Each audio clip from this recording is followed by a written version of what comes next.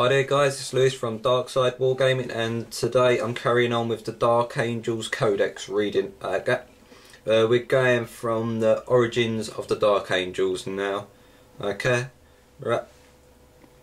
Through the Dark Angels' name is spoke across the Imperium, very few known details of their origins. The truth is that they once teetered on the very brink of heresy.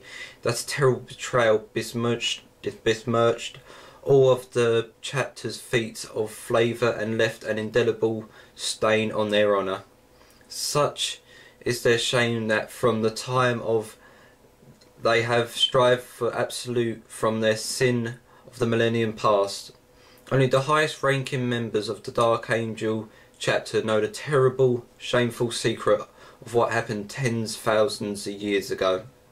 A secret that drives the Dark Angels to search through space and time towards the final apocalyptic battle that will bring them redemption and damnation. The Lost Padayachee. The story of the Dark Angels begins 10,000 years in the past, to the time where the Emperor, at the highest of his powers, created the superhuman Padayachee.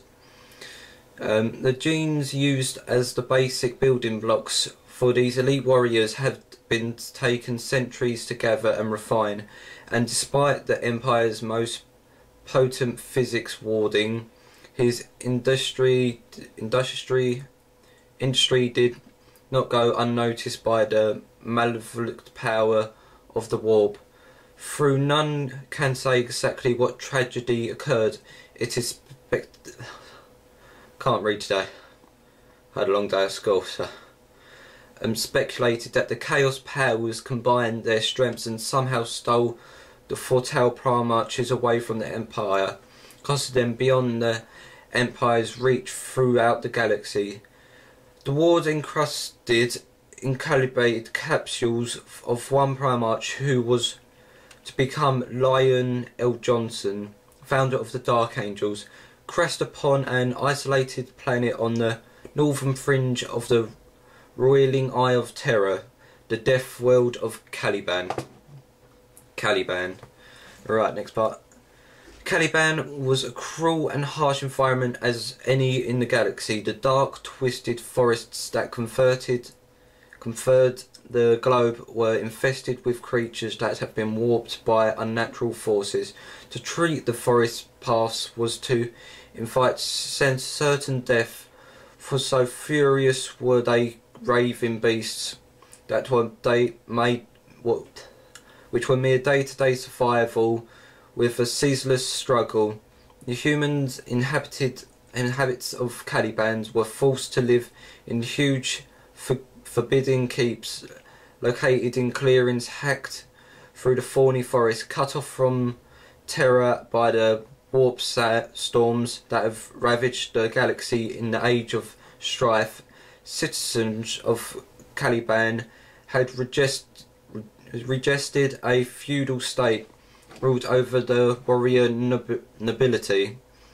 The nobles of Caliban were raised from childhood to live and die by the sword.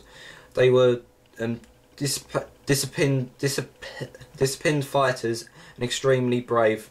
They rode to battle upon huge black steeds and wore a form of active power armour, and similar to that used by Space Marines. Like the Space Marines, their main weapons were chain swords and bolt pistols. The nobles lives. That's not very good English.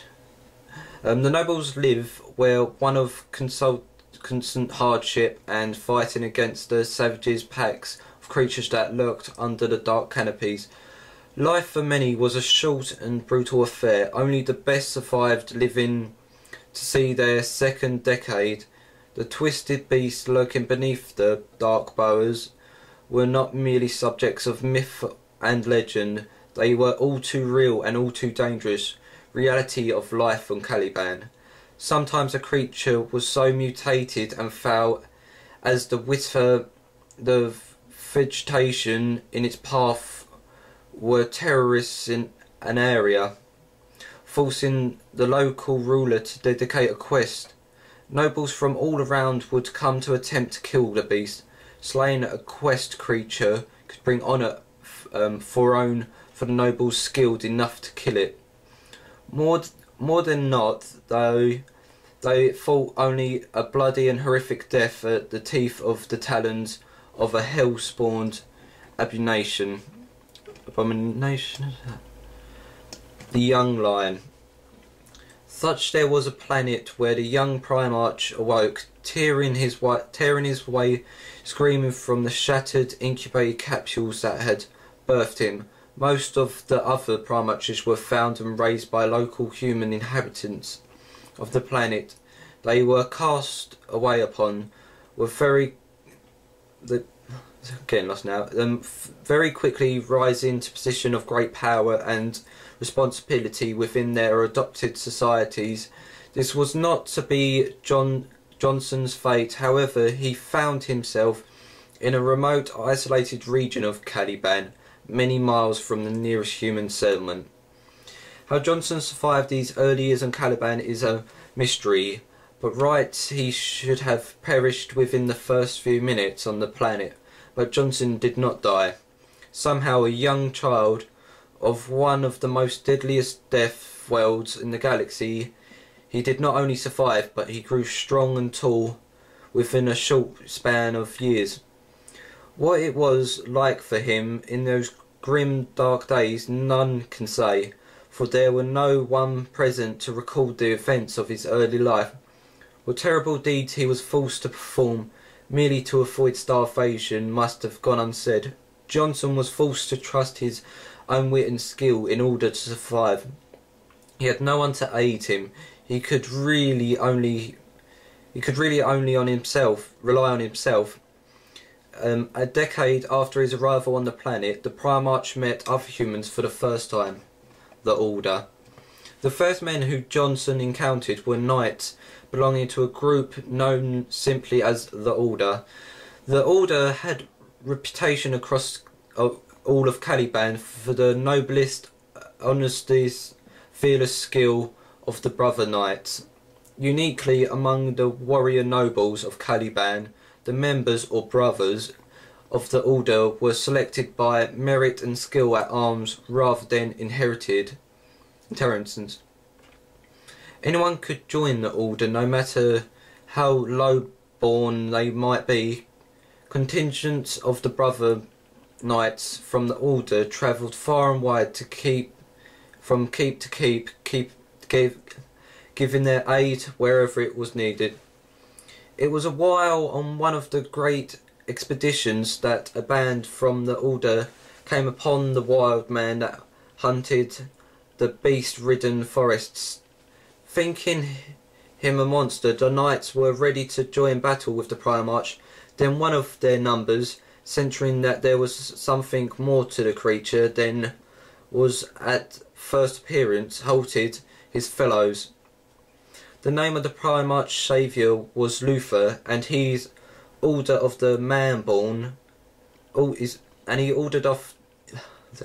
he ordered the man-born of the forest to be taken with him on their return to civilization. Because of his ferocious appearance and the place of his discovery, the Order gave the wild man the name of Lion L. Johnson, which meant the lion, the son of the forest.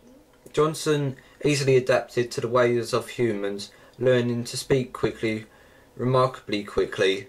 Through his time growing up in the forest, he remained silent. Within the forest, its monastery of the Order, the Primarch were integrated into the society of his saviours on Caliban. There he was Luther formed a close friendship.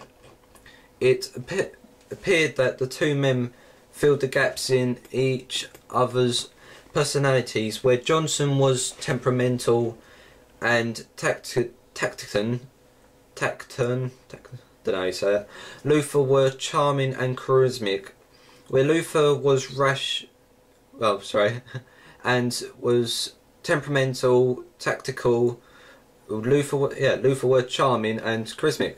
Where Luther was rash and emotional, Johnson was brilliant, straight, unstoppable. Once decided upon a course of action, the two became an incomparable team. Despite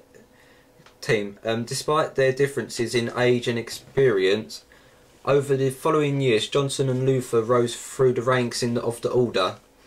Their exploits became the stuff of legends of Caliban, and the reputation of the Order rose accordingly. As the number of young warriors wishing to join the Order grew and grew, many knew the forest monasteries were built to house them. The Order became a sizable force, large enough in fact to take a stand against the evil beast affecting the Dark Forest. Johnson and Luther called for a crusade to cleanse the planet once and for all for the mutated creatures' foul presence. Luther's personality altering convinced the Order's masters to declare the crusade, but it was Johnson's supreme ability at planning and organisation which ensured that with the course of a single decade the entire planet of Caliban was cleared of monstrous creatures that had once plagued it. A golden age dawned in the inhabitants of the once troubled planet. In recognition of this triumph against the creatures of chaos, Leon L. Johnson was proclaimed Supreme Guard of Master of the Order of Caliban. Although Luther did not openly begrudge Johnson the great honour he had won, he would have not been human if he had not felt the same some twinge of jealousy. The first crack had appeared, a crack that would only one day become a great shrine until the Dark Angels, a chapter apart. But that was in the future. For the present of the people of Caliban enjoyed a time of hitherto unheard and peace and plenty. Right, I think that's going to be it for now. Right, thank you for watching and I'll see you in the next episode. Right, bye.